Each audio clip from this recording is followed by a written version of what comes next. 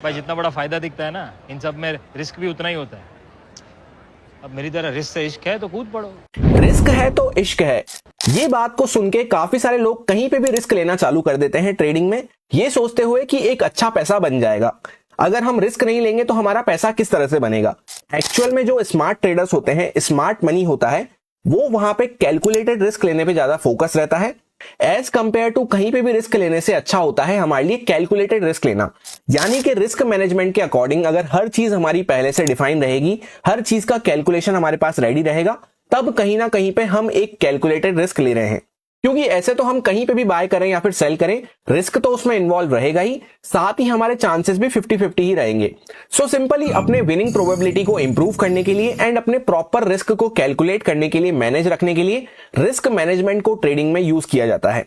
अगर बिना risk management के एंड बिना कैलकुलेटेड रिस्क के हम ट्रेडिंग कर रहे हैं तो वो कहीं ना कहीं पे गैम्बलिंग का पार्ट हो जाता है।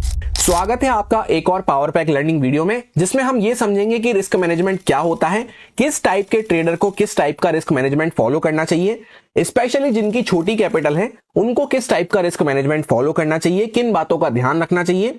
रिस्क मैनेजमेंट के रिलेटेड प्रॉपर टेक्निकल कैलकुलेशंस के साथ साथ साइकोलॉजिकली हमें किस तरह से अपना रिस्क मैनेज करते हुए चलना होता है, उस बारे में कंप्लीट वीडियो में हम डिस्कस करने वाले हैं। क्योंकि रिस्क मैनेजमेंट एक ऐसा टॉपिक है जिसके बिना ट्रेडिंग हमारी हो ही नहीं सकती। किसी भी टाइप से हम ट्रेडिंग कर लें, रिस्क मैनेजमेंट की हमें जरूरत पड़ने ही वाली है। सो ध्यान से देखें, पूरी वीडियो को काफी इंटरेस्टिंग होने वाली है। चलिए सीधा शुरू करते हैं।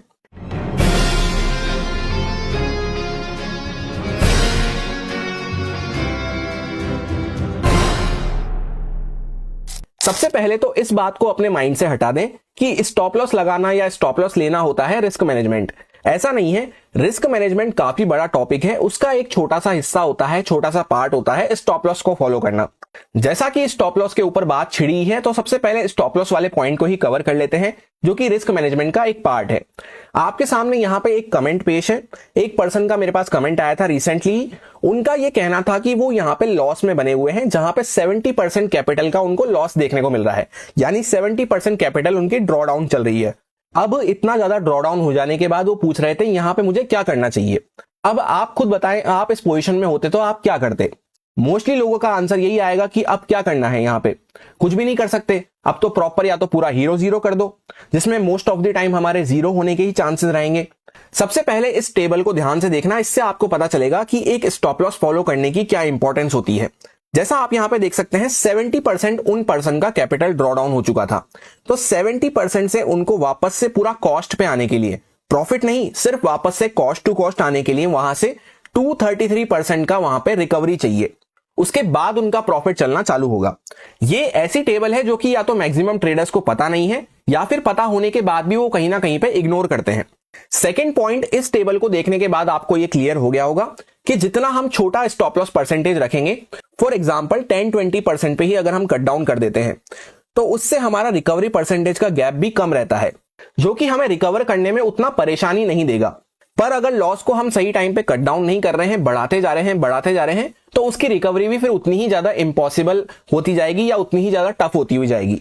अब यहां पे इंपॉर्टेंट साइकोलॉजी क्या रहती है, पहले हम सब यही सोचते हैं कि छोटा सा स्टॉप लॉस लेंगे, पर जब वाकई में हमें छोटा सा लॉस दिखना चालू होता है, तो वहां पे हम कट डाउन करने की जगह होप करने लगते हैं कि क्या पता वापस से रिकवर हो जाए। और मोस्ट ऑफ द टाइम ऐसा होता है, 10 में से कभी एक आध बार, 100 में से कभी एक आध बार रिकवर हो भी जाएगा, पर मोस्ट ऑफ द टाइम ऐसा ही होता है, वो छोटा लॉस वहां से बड़ा लॉस हो जाता है फिर।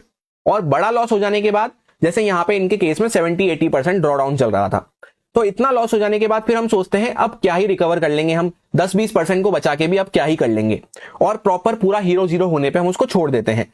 जहां पे भी मोस्टली हमें जीरो ही देखने को मिलता है, वो वहां से पूरा रिकवर होके वापस से हम प्रॉफिट में आ जाएं, ऐसा कभी 100 में से 1-2 बार हो भी जाएगा गलती से, तो वो आगे के लिए हमारी आदत को ही खराब करेगा। इसलिए बेटर यह है कि छोटे में ही हम अपने लॉस को कट डाउन कर दें, जिससे हमारी साइकोलॉजी भी पूरी इंटैक्ट रहे। आइडल रिस्क मैनेजमेंट के अकॉर्डिंग कितना हमारा मैक्सिमम साइड पे स्टॉप लॉस रहना चाहिए, उसको हम यहां पर डिस्कस करने वाले हैं। सबसे पहले दो टाइप के हमारे सामने ट्रेडिंग होती है। एक तो होती है डायरेक्ट स्टॉक्स में ट्रेडिंग करना, जिसको हम इक्विटी ट्रेडिंग या फिर कैश ट्रेडिंग भी कह सकते हैं। दूसरी होती है ऑप्शन ट्रेडिंग करना। ऑप्शन ट्रेडिंग में तो स्ट्रेट फॉरवर्ड हमें 20% का ऑप्शन प्रीमियम पे लॉस रखना चाहिए। इससे ज्यादा का अगर हमारा स्टॉप लॉस बन रहा है, तो हमें वहां पे उस ट्रेड को अवॉइड कर देना चाहिए स्ट्रेट फॉरवर्ड।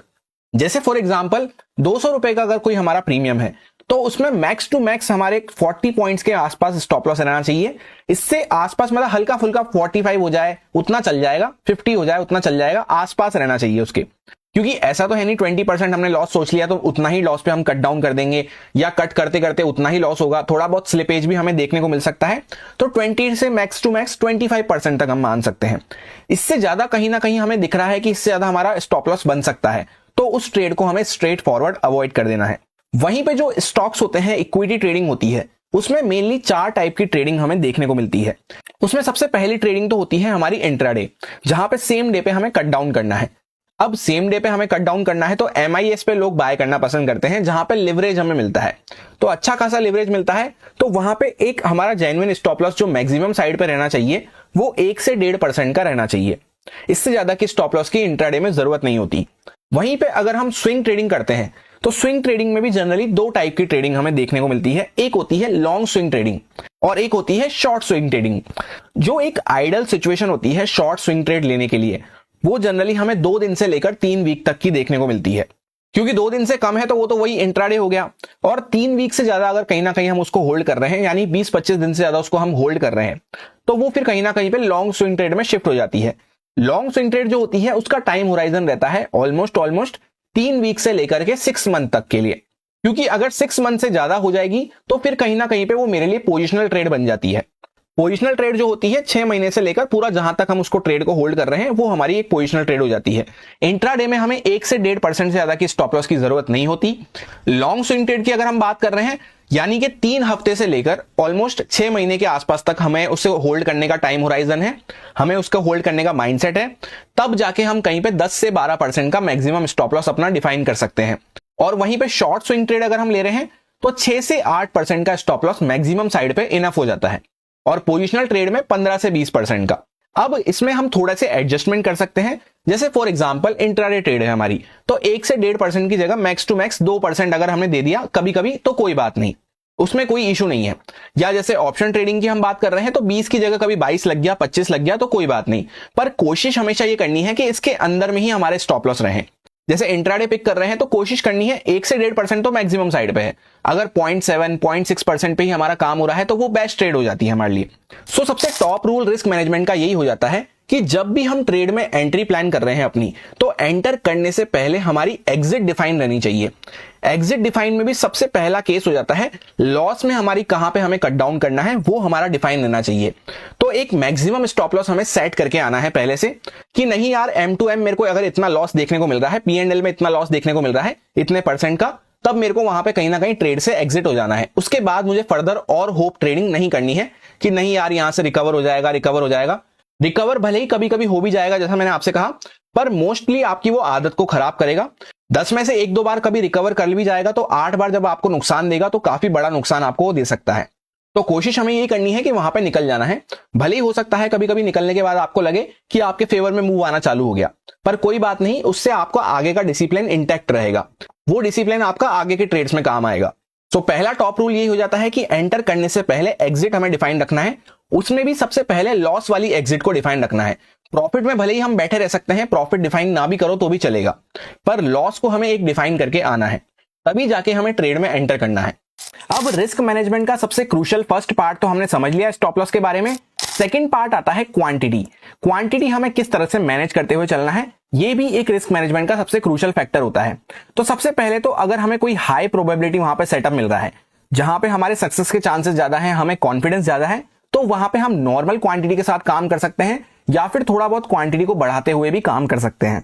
वहीं पे सपोज करते हैं कोई हमारा हाई प्रोबेबिलिटी सेटअप नहीं बन रहा है, या फिर कोई ऐसे प्राइस रेंज के आसपास मार्केट घूम रहा है जहां पे साइडवेज चल रहा है मार्केट, या कोई बड़े मोमेंटम हमें देखने को नहीं मिल रहे, कोई खास मोमेंटम नहीं मिल रहे, तो उस केस में जहां पे हमारे हाई प्रोबेबिलिटी सेटअप नहीं है, हमें कॉन्फिडेंस नहीं है, वहां पे हमें नॉर्मल से या तो 50% क्वांटिटी, और थोड़ा सा अगर कम कॉन्फिडेंस है, बिल्कुल ही एकदम लो कॉन्फिडेंस है, तो 25% क्वांटिटी के साथ हमें वहां पे काम करना चाहिए।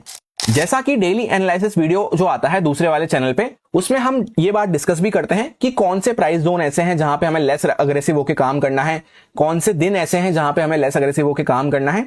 उस टाइम पे मैं आपसे कहता भी हूं कि 25-50% क्वांटिटी के साथ हम काम कर सकते हैं। ऐसे टाइम पे अगर हमने हमारी क्वांटिटी को मैनेज कर लिया तो हमारे सक्सेस के चांसेस काफी ज्यादा बढ़ जाते हैं। जहां पे मार्केट जनरली ट्रैपिंग चल रहा हो या फिर वो प्राइस रेंज ऐसा हो उसके आसपास ट्रैपिंग हमें देखने को मिल रही हो। उस टाइम पे क्वांटिटी को कम करना हमारे लिए सेफ हो जाता है, जिससे कि कोई हमारा स्टॉप लॉस हिट भी होता है तो भी हमें उतना ज्यादा कोई लॉस देखने को ना मिले। अब जैसा कि डेली एनालिसिस वीडियो में हम कभी कभी ये डिस्कस करते हैं कि 25-50% क्वांटिटी हमें यूज करनी है, तो वहां पे काफी लोगों का एक क्वेश्चन आता है जिनके मोस्टली जो एक लॉट से काम करते हैं, जिनकी कैपिटल कम है, उनका ये कहना रहता है कि सर हमारा तो एक ही लॉट रहता है, हम उसमें क्वांटिटी कम कैसे करें। सो क्वांटिटी के रिलेटेड उन लोगों के लिए पॉइंट होने वाला है जिनकी कैपिटल कम रहती है, एक आध लॉट से ही जो ट्रेड करते हैं, कि हम क्वांटिटी कम करके काम नहीं कर सकते। तो आपको इस बात का ध्यान रखना है कि आपको सिर्फ और सिर्फ हाई प्रोबेबिलिटी जो डेज होते हैं, जहां पे हाई प्रोबेबिलिटी सेटअप बनता हुआ नजर आए, अच्छा मोमेंटम होता हुआ नजर आए, उसी दिन आपको सिर्फ ट्रेड प्लान करनी है। बाकी दिन आपको नॉर्मल बैठ के सिर्फ लर्न करना है, देखना है, मार्केट को वॉच करना है, या फिर कोई पेपर ट्रेडिंग वगैरह हम कर सकते हैं। इसके पीछे का लॉजिक ध्यान से समझना, क्योंकि पहले ही हमारी कैपिटल जो है काफी कम हमें देखने को मिल रही है, जिसमें हम एक ही लॉट बाय कर पा रहे हैं या एक ही लॉट का हम वहां पे रिस्क बियर कर सकते हैं। उसमें भी अगर हम अननेसेसरी फालतू की ट्रेड लेंगे जहां पे हमारी प्रोबेबिलिटी कम है, तो हमें लॉस होता हुआ नजर आएगा ज्यादा, और थोड़ा बहुत भी लॉस होता है तो वो हमारा कॉन्फिडेंस भी वहां पे लो करता हुआ नजर आएगा। और लॉस और कॉन्फिडेंस को तो छोड़ो, अगर एक बार कैपिटल हमारा जाना चालू करी तो फिर वहां पे हम ट्रेड लेने के काबिल भी नहीं रह पाएंगे। तो हमें इस बात का ध्यान रखना है कि अगर हमारा एक ही लॉट है तो ऐसे दिन को तो हमें क्लियरली अवॉइड कर देना है जहां पे बाकी लोग ही कम क्वांटिटी के साथ काम कर रहे हैं, यानी बाकी जो एक लॉट से ज्यादा में ट्रेड करते हैं वो ही कम क्वांटिटी में काम कर रहे हैं। तो मतलब कहीं ना कहीं प्राइस जो है ट्रैप एरिया में बना हुआ है। इस तरह से जैसा हमने पहले वाले पॉइंट में डिस्कस करा, प्रॉपर स्टॉप लॉस को फॉलो करते हुए, एक मैक्सिमम लिमिट सेट रखते हुए, सिर्फ सेकंड पॉइंट वाली जैसे हाई प्रोबेबिलिटी ट्रेड्स को हम पिक करते हैं, तो हमारे धीरे धीरे कैपिटल बढ़ने के चांसेस ज्यादा हो जाते हैं। फिर एक बार हमारे पास सफिशिएंट कैपिटल आ जाती है, तब हम वहां पे रिस्क ले सकते हैं। उसमें हमारा कॉन्फिडेंस भी फिर हाई होता है। तो शुरुआत में जब हम वहां पे कैपिटल इकट्ठा कर रहे हैं, अपनी ऑलरेडी हमारी कैपिटल कम है, तो वहां पे सिर्फ हाई प्रोबेबिलिटी ट्रेड्स को ही हमें पिक करना है। उसमें भले ही हमारा स्टॉप लॉस हिट हो, कोई बात नहीं, पर अननेसेसरी दिन भर हमें बैठ के ट्रेड नहीं ढूंढना है, या हर दिन हमें ट्रेड नहीं करनी है। क्योंकि हर दिन अगर हम ट्रेड करेंगे और हर दिन हम ये सोचें कि हमारे फेवर में बड़ा मोमेंटम आना चाहिए, तो ऐसा पॉसिबल नहीं है। लेट सपोज अगर हम ऑप्शन बाइंग करते हैं तो कुछ दिन वहां पे आएंगे ऑप्शन सेलर्स के, जहां पे मार्केट साइडवेज पड़ा रहेगा। कुछ दिन आएंगे जहां पे छोटे मोमेंटम हमें देखने को मिलेंगे। उन सबको माइंड में रखते हुए हमें चलना है। हर दिन हम सेम तरीके से वहां पे ट्रेड नहीं कर सकते, और इसी के साथ अगर फालतू के दिन पे हम लॉस कर लेंगे तो जब अच्छे दिन आएंगे तो हमारे वहां पे कॉन्फिडेंस नहीं रहता, या फिर कभी कभी तो ट्रेड करने को कैपिटल ही नहीं रह पाता। तो उस दिन फिर हमें और ज्यादा रिग्रेट होता है और ज्यादा डिमोटिवेटेड फील होता है। अब आ जाते हैं रिस्क मैनेजमेंट के थर्ड पार्ट पे, जो कि होता है रिस्क टू रिवॉर्ड रेशियो, जिसको शॉर्ट में आरआर कहा जाता है। ये हमें इसलिए डिसाइड करना है क्योंकि जैसा फर्स्ट पॉइंट पे हमने देख लिया कि हमारा एक स्टॉप लॉस डिफाइन रहना चाहिए, मैक्सिमम साइड पे हमें कितना स्टॉप लॉस लेना है। उसके बाद सेकंड पॉइंट में हमने देखा कि क्वांटिटी हमें क्या डिफाइन रखनी है। ये दोनों हमें हेल्प करते हैं एक प्रॉपर लॉस को डिफाइन करने में।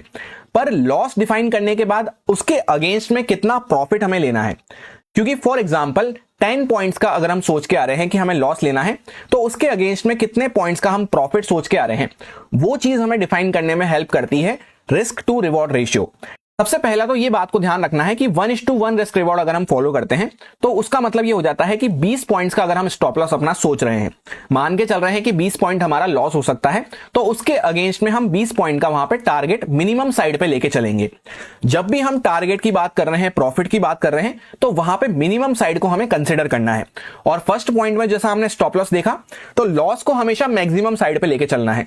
अब फॉर एग्जांपल सबसे पहला एग्जांपल है कि 1:1 रिस्क रिवॉर्ड को अगर हम फॉलो करते हैं, यानी जितने पॉइंट्स का स्टॉप लॉस सोचते हैं उतने ही पॉइंट्स का हम टारगेट लेके निकलते हैं, तो इसमें एटलीस्ट हमें 10 में से 6 या 7 ट्रेड प्रॉफिट में चाहिए, तब जाके हम कहीं ना कहीं पे हल्का फुल्का ग्रीन में क्लोज होंगे या फिर न्यूट्रल साइड पे बने रहेंगे। ऐसा इसलिए है क्योंकि अगर हम मान लेते हैं कि 10 में से 5 ट्रेड हमारी लॉस में गई, तो भी हम वहां पे न्यूट्रल साइड पे रहेंगे। ऐसा नहीं है, क्योंकि लॉस के साथ साथ हमें वहां पे ब्रोकरेज और चार्जेस वगैरह भी पे करने पड़ते हैं। तो ये जो लॉस हमें देखने को मिल रहा है, अगर 5 ट्रेड हमारी प्रॉफिट में जाती है तब भी हमारा रिकवर नहीं हो पाएगा। तो एटलीस्ट 6 से 7 ट्रेड हमें प्रॉफिट में चाहिए 10 में से। यही रीजन है कि ये सबसे बेकार रिस्क रिवॉर्ड हो जाता है, जिसको मैं जनरली कभी भी सजेस्ट नहीं करता हूं कि आपको स्टार्टिंग में फॉलो करना चाहिए। बहुत ज्यादा आपको एक्सपीरियंस हो जाएगा, बहुत ज्यादा आप मास्टर हो जाएंगे, तब जाके आप इस रिस्क रिवॉर्ड को फॉलो कर सकते हैं।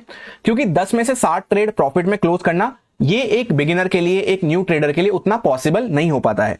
अब नेक्स्ट एग्जांपल में हम 1:2 रिस्क रिवॉर्ड वाले सेटअप को फॉलो करते हैं, जहां पे 20 पॉइंट्स का अगर हम स्टॉप लॉस सोचते हैं तो उसके अगेंस्ट में 40 पॉइंट्स या उससे ज्यादा का प्रॉफिट लेके निकलते हैं हमेशा।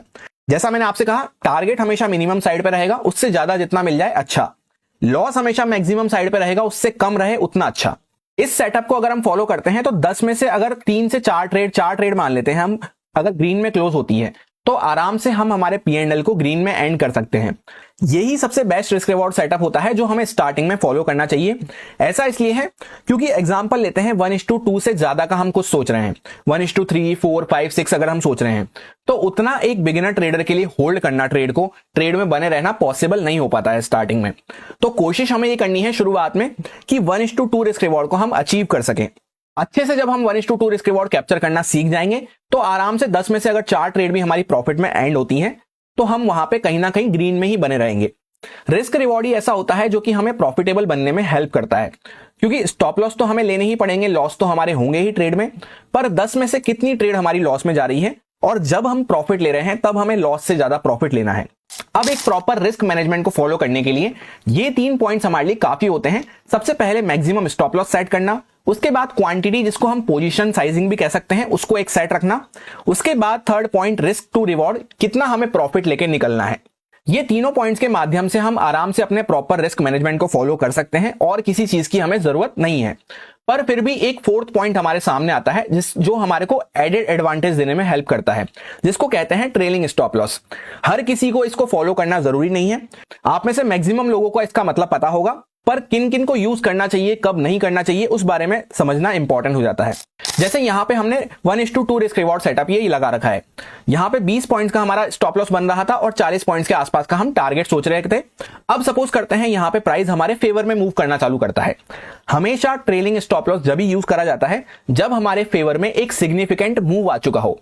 ऐसा नहीं है कि थोड़ा सा चार्ट ऊपर निकला और हम वहां पे ट्रेल करना चालू कर दिए, ठीक ठाक मूव आ चुका हो। जैसे यहाँ पे 1:2 रिस्क रिवॉर्ड हम फॉलो कर रहे हैं जहां पे 40 पॉइंट्स का हमारा टारगेट है, तो एटलीस्ट 20 पॉइंट्स 25 पॉइंट हमारे फेवर में चलने लग गया हो चार्ट, उसके बाद हमें ट्रेलिंग के बारे में सोचना है। सबसे पहले तो उस टाइप के लोग जिनकी कैपिटल बहुत ज्यादा कम है उन्हें इसे जरूर फॉलो करना चाहिए। ऐसा इसलिए है क्योंकि लेट सपोज मेरा एग्जांपल ले लेते हैं, मेरी कैपिटल बहुत कम है, मेरे को कैपिटल वहां पे बढ़ानी है अपनी, अभी मेरी उतनी ज्यादा रिस्क टेकिंग कैपेसिटी नहीं है, तो ये हमें कहीं ना कहीं हेल्प करता है अपनी रिस्क को और थोड़ा सा मिनिमाइज करने के लिए। जैसे लेट सपोज यहां पे 1:2 रिस्क रिवॉर्ड तो मैं सोच रहा हूं, पर मेरे फेवर में 20-25 पॉइंट्स का मूव आ गया, 1:1 से ज्यादा मुझे मिलने लग गया इसी एग्जांपल के केस में, तो फिर वहां से जाके मैं पूरा अपना स्टॉप लॉस दूं, वो कहीं ना कहीं मेरे लिए एक समझदारी वाली बात नहीं है, क्योंकि मेरे को अपनी कैपिटल वहां पे बढ़ानी है। प्लस ऐसा करने से क्या होगा, मेरे को पहले प्रॉफिट देखने को मिला, उसके बाद में पूरा वहां पे रेड में गया, फिर जाके अपने स्टॉप लॉस तक का वेट करा, तो उसमें कहीं ना कहीं मेरी साइकोलॉजी वहां पे डिस्टर्ब होगी। तो उस टाइप के ट्रेडर को हमेशा ऐसा करना चाहिए कि जब एक सफिशिएंट अमाउंट का मूव मार्केट अपने फेवर में दे दे तो फिर वहां से लॉस नहीं लेना है, कॉस्ट के आसपास ट्रेल करना चालू कर देना है कि वापस से कॉस्ट के ऊपर हल्का फुल्का यहां पे वापस आने लगे प्राइस, तो हमें एग्जिट करके वहां पे निकल जाना है। फिर भले ही हमें अगर वापस से कोई अच्छा सेटअप मिलता है तो हम री एंटर कर सकते हैं। ऐसा इसलिए है क्योंकि ये एक डिफेंसिव अप्रोच हो जाती है जहां पे हमें अपनी छोटी सी कैपिटल को बचाते हुए उसको धीरे धीरे ग्रो करना है। सेकंड, उस टाइप के ट्रेडर्स इसे फॉलो कर सकते हैं ट्रेलिंग स्टॉप लॉस को, जिन्हें एक बड़ा टारगेट कैप्चर करना है, 1:3 या उससे ज्यादा का वहां पर रिस्क रिवॉर्ड कैप्चर करना है। उस केस में किस तरह से हो सकती है ट्रेलिंग, ध्यान से समझना। लेट सपोज इनिशियल जो टारगेट रहता है हर ट्रेडर का 1:2 तो मिनिमम रहना ही चाहिए। 1:2 मिल जाने के बाद भी हमें लगता है कि यार हमारे फेवर में और मोमेंटम आ रहा है, तो वहां पे प्रॉफिट में बैठे रहने में कोई भी इशू नहीं होता, प्रॉफिट में हम आराम से बैठे रह सकते हैं। ये मिल चुका है, इसके बाद हम 1:3, 4, 5, 6 के लिए सोच रहे हैं, प्लान कर रहे हैं, तो वहां पे हमें ऐसा करना है कि 1:1 जहां पे हमारा हिट हुआ था उसके आसपास अपने स्टॉप लॉस को ट्रेल करके छोड़ देना है। जैसे हमारे एग्जांपल के केस में हम 20 पॉइंट्स का स्टॉप लॉस सोच रहे थे और 40 पॉइंट्स का टारगेट सोच रहे थे, तो जब यहां पे हम टॉप पे पहुंच जाएं 40 पॉइंट्स के टारगेट पे, तो कहां पे हमें स्टॉप लॉस प्लेस करके छोड़ देना है, यहां पे 20 पॉइंट्स के आसपास या उसके थोड़ा सा नीचे। जिससे क्या होगा, जितने पॉइंट्स का एटलीस्ट हमने स्टॉप लॉस सोचा था उतने पॉइंट्स का तो हम टारगेट लेके वहां से निकलेंगे ही, और अगर हमारे फेवर में मूव आता जाता है तो हमें 1:3, 4, 5 बड़ा टारगेट करने का वहां पे मौका मिल जाएगा। और अगर यहां से रिवर्स भी करता है तो भी हमारे कुछ ना कुछ हम प्रॉफिट में एग्जिट होंगे। या फिर दूसरा पर्सपेक्टिव हम इस तरह से समझ सकते हैं, यहां पे हमारी एंट्री थी, उसके बाद इस तरह से मूव करते करते हम यहां पे अभी चल रहे हैं, तो ये जो ऊपर का यहां पे प्राइस है इसका मैं रिस्क ले लूंगा, इसके आसपास अपना ट्रेलिंग स्टॉप लॉस को यहां पे प्लेस कर दूंगा कि ये जो नीचे का प्राइस है इतना प्रॉफिट तो मेरे को चाहिए ही चाहिए। अगर मुझे वहां से टारगेट बड़ा करना है तो ये ऊपर के यहां पे प्रॉफिट का मैं रिस्क ले लूंगा, उसके बाद मैं छोड़ दूंगा वहां पे ट्रेड को। हो सकता है यहां से ट्रेड चल के और बड़ा टारगेट मुझे देखने को मिल जाए, बहुत अच्छी बात है। पर अगर ऐसा नहीं होता है, हल्का फुल्का ऊपर जाके अगर नीचे रिवर्स करता है, तो सिर्फ ये ऊपर का प्रॉफिट मेरा ड्रॉ डाउन होगा, नीचे का प्रॉफिट मेरा सेफ बच जाएगा। अब देखते हैं कि किन लोगों को इसे फॉलो नहीं करना चाहिए। सबसे पहले तो उन लोगों को इसे फॉलो नहीं करना है जिनके इमोशंस उनके कंट्रोल में नहीं रहते। क्योंकि फॉर एग्जांपल, जैसा हमने यहां पे डिस्कस करा कि चार्ट इस तरह से मूव करता करता आ रहा है, यहां तक पहुंच गया, तो नीचे के प्रॉफिट को हमने सेफ रख लिया, ऊपर के प्रॉफिट पे हम रिस्क ले रहे हैं। पर काफी लोग ऐसा करते हैं, जब वापस से नीचे आएगा तो वो नीचे का प्रॉफिट भी अपना ड्रॉ डाउन करवा लेते हैं और बल्कि लॉस में ही चलता जाता है। वो सोचते हैं यहां से ऊपर आ जाएगा, यहां से ऊपर आ जाएगा। इस टाइप के लोगों को, जिनके इमोशंस उनके कंट्रोल में नहीं है, सही टाइम पे वहां पे ट्रेड कट नहीं कर सकते, उनको ट्रेलिंग बिल्कुल भी फॉलो नहीं करना चाहिए। उन्हें सिंपली एक प्रॉपर अपना स्टॉप लॉस और एक प्रॉपर अपना टारगेट फॉलो करना चाहिए। स्टॉप लॉस आया, कट डाउन कर दो, टारगेट आया, कट डाउन कर दो। इस तरह से जब हम एक प्रॉपर स्टॉप लॉस और एक टारगेट को वहां पे फॉलो करेंगे, तो धीरे धीरे अपने इमोशंस वहां पे डेवलप होना चालू हो जाते हैं। फिर बाद में हम ट्रेलिंग के बारे में सोच सकते हैं। अब इमोशंस में ही सेकंड पार्ट हम उसको समझ सकते हैं। लेट सपोज हमें यहाँ पे 1 लाख रुपए का प्रॉफिट देखने को मिल रहा है, तो 1 लाख के प्रॉफिट में से ऊपर के कुछ पार्ट का तो हमें रिस्क लेना ही पड़ेगा अगर हमें वहां पे ट्रेलिंग करना है तो। फिर उसके बाद हम ये सोचें कि यार मेरे को 1 लाख का प्रॉफिट देखने को मिल रहा था, ये तो मेरा ट्रेलिंग स्टॉप लॉस हिट हो गया और मैं 60,000 रुपए लेके यहां से निकल रहा हूं, काश मैं 1 लाख पे ही बुक कर देता। इस तरह का अगर हमारा माइंडसेट चलता है तो भी हमें ट्रेलिंग नहीं करनी है, एक टारगेट और एक स्टॉप लॉस वहां पे फॉलो करना है। क्योंकि ट्रेलिंग स्टॉप लॉस उनके काम आता है जिन्हें वहां पे या तो अपना रिस्क एकदम मिनिमाइज करना है, कैपिटल कम है, या फिर टारगेट को अपने बड़े बड़े कैप्चर करना है। सो अब अगर हमें बड़ा टारगेट कैप्चर करना है तो वहां पे कुछ ना कुछ तो रिस्क पे, कुछ ना कुछ तो दाव पे लगाना ही पड़ेगा।